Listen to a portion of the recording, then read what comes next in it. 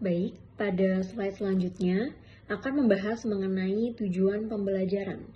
Pada materi ini, kita akan mempelajari konsep dasar hipotesis dan pengujian hipotesis dalam statistika inferensial. Selain itu, kita akan memahami perbedaan antara hipotesis 0 atau H0 dan hipotesis alternatif atau H1. Setelah mempelajari materi ini, diharapkan kita mampu memahami proses pengambilan keputusan berdasarkan data sampel yang diperoleh dari suatu peneliti. Kemudian, pada slide selanjutnya, membahas mengenai pengujian hipotesis merupakan proses metode statistik yang digunakan untuk menguji suatu dugaan atau asumsi mengenai kondisi tertentu berdasarkan data sampel. Hipotesis memiliki peran penting karena digunakan dalam berbagai bidang seperti ekonomi, bisnis, pendidikan, dan politik sebagai dasar pengambilan keputusan. Melalui pengujian hipotesis, peneliti dapat menentukan apakah suatu dugaan dapat diterima atau harus ditolak berdasarkan bukti yang diperoleh dari hasil analisis data. Dan pada slide selanjutnya, untuk memahami konsep hipotesis, kita dapat melihat contoh asumsi dalam RAPBN atau Rancangan Anggaran Pendapatan dan Belanja Negara, di mana pemerintah membuat berbagai asumsi ekonomi seperti pertumbuhan ekonomi sebesar 5,6% per tahun, tingkat inflasi 9%, nilai tukar rupiah 15.000 per dolar AS, harga minyak dunia, dan target penerimaan pajak. Asumsi-asumsi tersebut merupakan dugaan yang nantinya dapat diuji berdasarkan data aktual yang terjadi selama periode berjalan. Selanjutnya ada hipotesis statistik. Hipotesis statistik adalah pernyataan atau dugaan mengenai parameter suatu populasi yang kebenarannya belum diketahui secara pasti. Karena meneliti seluruh populasi membutuhkan biaya dan waktu yang besar. Maka pengujian dilakukan menggunakan data sampel yang mewakili populasi. Adapun tujuan pengujian hipotesis adalah menentukan apakah suatu hipotesis dapat diterima atau ditolak, dan juga membantu pengambilan keputusan berdasarkan data, serta menilai kebenaran suatu asumsi mengenai populasi. Contohnya adalah menguji rata-rata pendapatan masyarakat atau membandingkan dua kelompok yang berbeda. Pada slide selanjutnya, di sini ada contoh pengujian hipotesis uang logam. Pada contoh ini, sebuah uang logam dilempar sebanyak 100 kali untuk mengetahui apakah peluang muncul sisi gambar dan angka akan seimbang.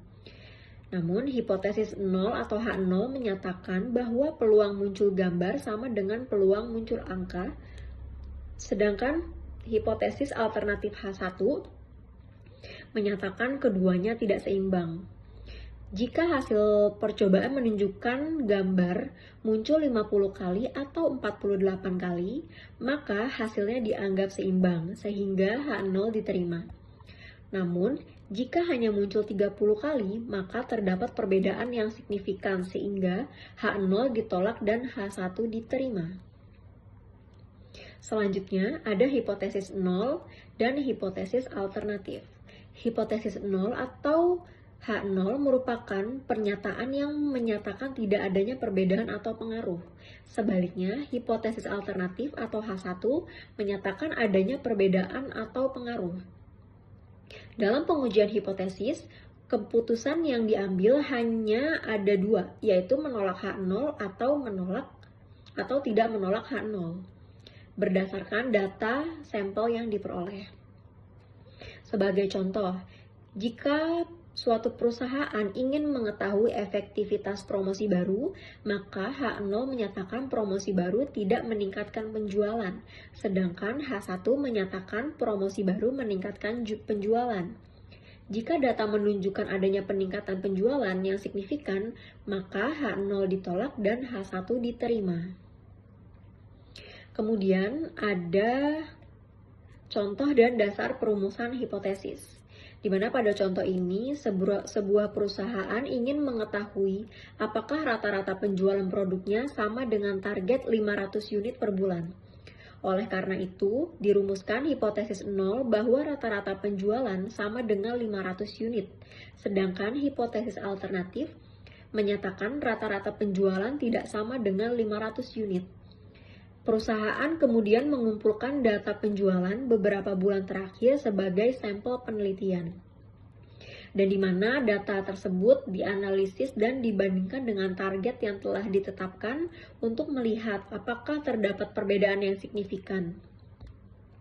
Dalam merumuskan hipotesis, peneliti biasanya berpedoman pada teori yang sudah ada, hasil penelitian sebelumnya, pengalaman atau observasi, serta logika dan pemikiran ilmiah. Nah, sekarang kita masuk ke jenis-jenis pengujian hipotesis. Secara umum, pengujian ini dibagi menjadi dua tipe. Yang pertama adalah uji satu arah. Sesuai namanya, uji ini hanya memiliki satu daerah penolakan hipotesis nol, yang posisinya ditentukan oleh nilai kritis dari tabel Z atau tabel T. Kapan kita bisa pakai uji satu arah? Kita pakai tipe ini kalau arah pengaruh atau hubungannya sudah kita ketahui atau sudah bisa ditebak. Uji satu arah ini dibagi lagi menjadi dua bentuk. Uji kanan kalau kita menduga nilainya lebih besar, uji kiri kalau kita menduga nilainya lebih kecil.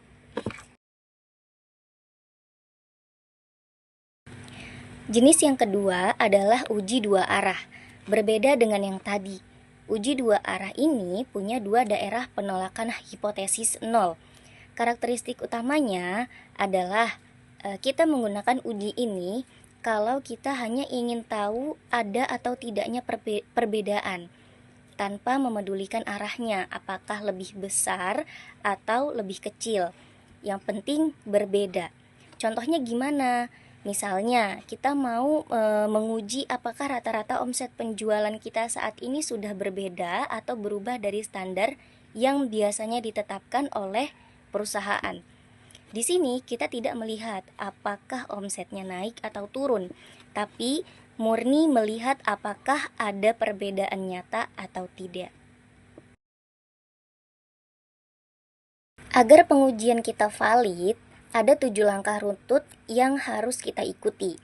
Yuk kita bahas satu persatu secara singkat. Langkah yang pertama, kita rumuskan dulu hipotesis nol dan hipotesis alternatifnya. Langkah yang kedua, tentukan taraf signifikansi atau nilai alfa, yaitu tingkat toleransi kesalahan yang kita maklumi. Langkah yang ketiga, pilih statistik uji yang cocok, misalnya kita mau menggunakan uji Z. Langkah yang keempat, mulai hitung nilai statistik uji Z tersebut berdasarkan data sampel yang sudah kita kumpulkan. Kemudian langkah yang kelima, tentukan daerah kritis atau batas wilayah keputusannya. Aturannya simpel. Kalau hasil hitung kita masuk ke daerah kritis, berarti hipotesis nol ditolak. Kalau di luar daerah kritis, berarti hipotesis nol gagal ditolak. Langkah keenam, bandingkan nilai statistik hitung tadi dengan nilai kritis dari tabel. Langkah yang terakhir, barulah kita bisa menarik kesimpulan yang sah dari penelitian kita. Lalu, bagaimana kalau data sampel yang kita punya itu sedikit atau kecil? Nah, dalam statistik, kalau ukuran sampelnya kecil atau N kurang dari 30, karena standar deviasi populasi tidak diketahui, maka kita menggunakan distribusi T. Langkah-langkahnya sebenarnya mirip dengan yang tadi.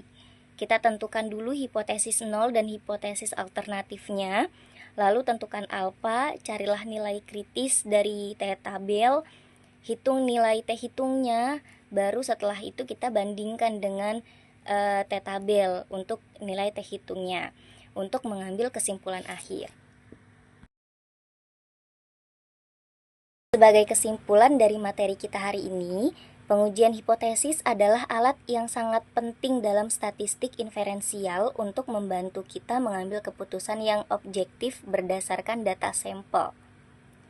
Melalui metode ini, kita bisa tahu apakah dugaan atau asumsi kita mengenai populasi itu gagal ditolak atau ditolak dengan tingkat keyakinan tertentu.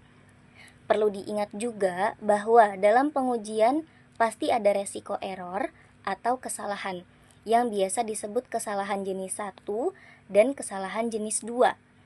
Makanya sangat penting bagi kita untuk tepat dalam memilih taraf signifikansi. Jenis arah pengujiannya juga harus tepat dan rumus statistik yang digunakan pun harus tepat. Termasuk beralih menggunakan distribusi T jika sampel yang kita teliti berukuran kecil. Sekian penjelasan dari kelompok kami mengenai pengujian hipotesis. Terima kasih banyak atas perhatiannya. Sampai jumpa.